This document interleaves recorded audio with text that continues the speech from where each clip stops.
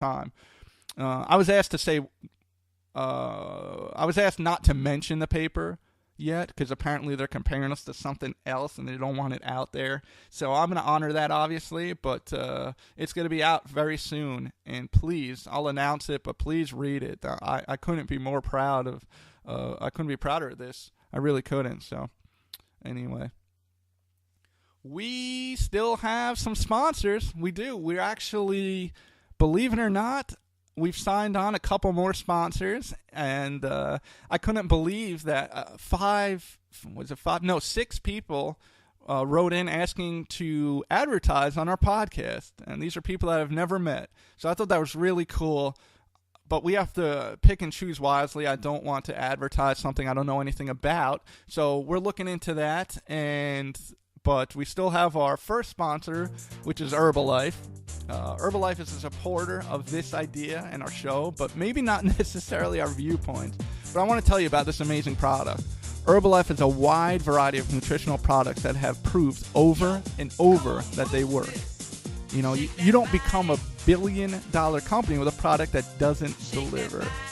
You know, if you're interested in taking the 3-day challenge or joining a team that can earn you some extra cash or a new way of life, please call Nicole and her team at 336-698-5568 or check them out at goherbalife.com/nutritionnow. They can pretty much handle any questions or ordering within the entire U.S. Yep, they're nationwide, baby. They're making it. The owners have years and years of experience in education. They can provide a free assessment and give you a realistic starting point. She and her team have helped hundreds lose weight, gain body mass and muscle, or help you achieve that body you've always dreamed of. All those New Year's resolutions out there, folks, come on. Get it going. I know it. I know you feel it. Let's get it going. Reach them with their amazing and tasty shakes, you know. Have a good-looking body with these meal replacement shakes. This is the healthiest way to get a better body. Herbalife. Nutrition Now. 336-698-5568. Or visit them at goherbalife.com/nutritionnow. Mention the word police for a free gift.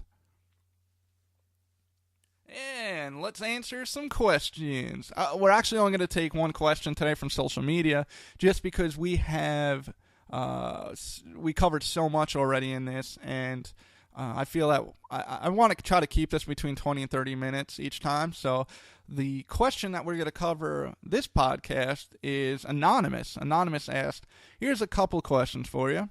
All right, a multi-question answer. Hopefully I can provide. What's the difference between profiling and racism? Why is it in low-income neighborhoods, especially if you fall into a certain demographic or dress a certain way, it seems police officers are looking for a reason to arrest you? Example, stop and frisk, or getting your car searched after a minor traffic infraction. Why is it presumed you may have committed a crime? Well, that's a question that, listen, we faced every day in law enforcement. You have to understand this. There is a huge difference between racially profiling and criminally profiling. I will beat that home. Again, I will say there is a difference between racial profiling and criminally profiling. You know, police have to use statistics and crime patterns to police. There's no doubt about that. I'm not going to argue that. You know, most cops do have a go-to place if they're having a slow day. Yeah, that's true. I'm not going to deny that either. Police know where the crime is. They do. They know where the crime is. If they're a good cop, they know where the crime is. But listen, they have other obligations. That radio, we're a slave to it. You know, if I didn't have to answer when I was working for my department, if I didn't have to answer the radio or have a caseload, I would sit in crime-ridden areas and charge all day. I'd take people to jail all day, but unfortunately, we don't have that kind of time. We just don't. You know, I think it's a lose-lose situation for police. I really do. You see, if we target the low-income areas due to the crime, we're profiling. If we don't saturate a crime-ridden area, we're lazy and we're not doing our job. Yes, we target low-income areas because crime and poverty go hand in hand. That's a fact. We don't care what color they are. We just know poverty and crime go hand in hand. If you wanted gas for your car, would you go to a furniture store? Think about that. No, you go where they have gas because that's where it is. And the same goes for law enforcement. You want, more police in these areas, these crime-ridden areas? Talk to your local politicians. Get more cops. You're going to fight an uphill battle, I'll tell you that. But as far as stopping cars and searching them, and listen, cops like to play the odds. The more cars they search, the more, they feel like they're doing their job. If a cop searches a car based on personal skin color, then he should be stripped of his badge and it should be melted in front of him. No, that's not what cops are supposed to do.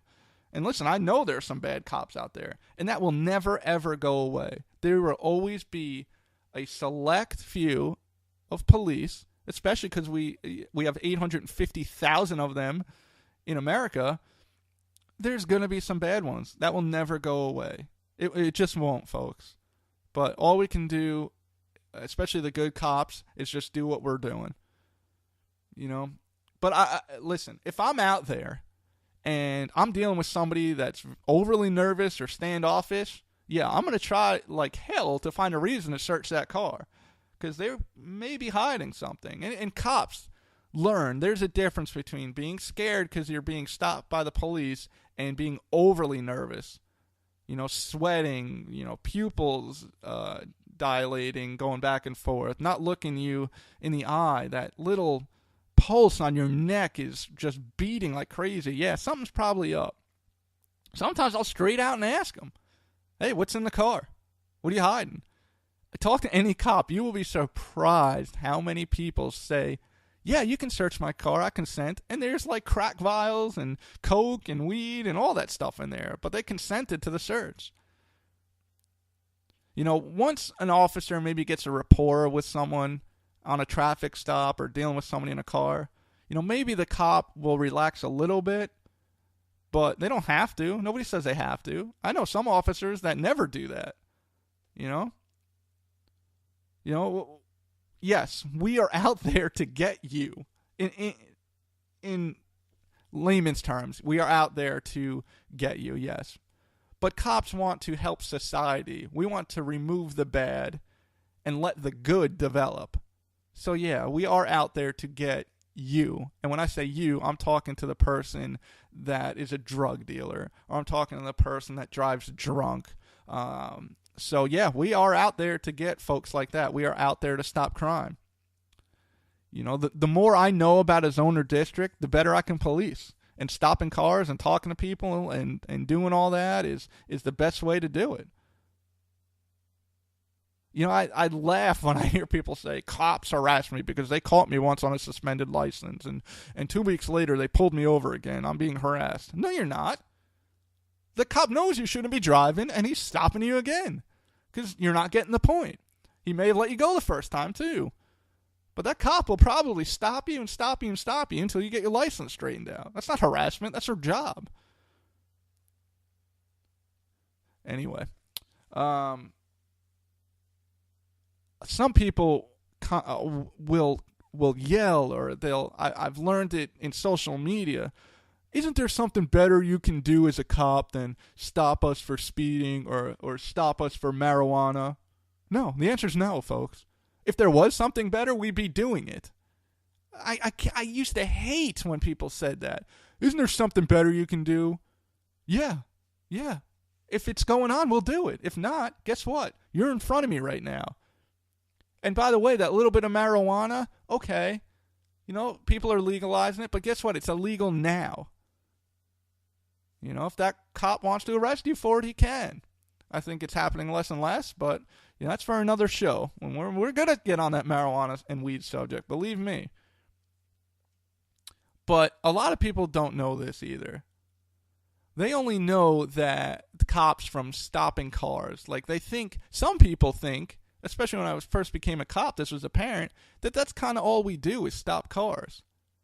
And that is so wrong, especially for a big, medium to bigger size city officer. I pulled 5 cars over in 6 months, and I was not a lazy officer. I was a go-getter, especially at the beginning of my career. And it's just too busy. We can't stop cars all the time. And when we do, yeah, we want to get something out of it. But that's not all we do. I'd say maybe that's 5% of our job, unless you're on a special team that's a traffic team. And then obviously I'm not talking about them. But yeah, folks, we do a lot more than stop cars. I hope you understand that.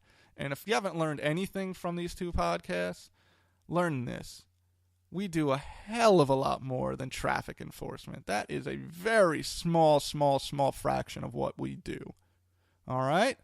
Well, I hope I was able to drive that home. We only got one question today due to time constraints. We may, like I said, throw in a special podcast in the middle of this week dealing with phone calls, and that would be really cool. But again, write us at policingblackanwhite@yahoo.com or visit us on Facebook under Policing Black and White. Or you can simply go to our website at policingblackandwhite.wordpress.com. We got pretty cool stuff. We got a story about my shooting on there. We got some weekly polls and surveys. You can get some answers to some frequently asked questions too. So I think that's pretty cool. And one more announcement. This little podcast now has a producer. Yes, we do. We needed to hire one. I took some advice from some people after we got those crazy statistics from our website, and we have a producer. So his name is Eric Ramos. Eric is he's had some success in radio, and he's going to help us out here. And we also have 2 writers. The writers want to remain anonymous, and that's cool. I understand that. But they provide a lot to the show, and they've worked very hard to get this second one out there. So I appreciate that, guys. And believe me, they're writers, yeah, but I would never, ever, ever, ever say anything that I didn't agree with. So, and we wrote together. So, folks, thank you. Please visit our website and stay tuned for the 3rd podcast coming next week. And as always, peace within and peace out.